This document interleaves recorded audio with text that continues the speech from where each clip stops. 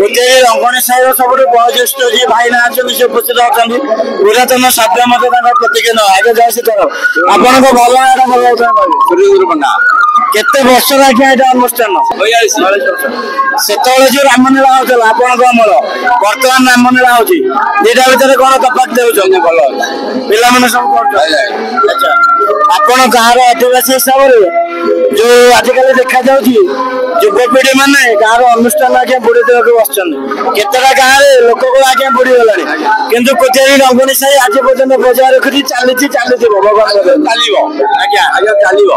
आम YouTube channel जरिए अगणित दर्शक आसी देखुं कौन शुभेच्छा बार्ता जमी रघुनाथ लीलाखला आज्ञा ये प्रचार ही चलत आज्ञा आज्ञा एमती लीला चली माने माने असुविधा किसी होनी आ कौन भल रूप चलती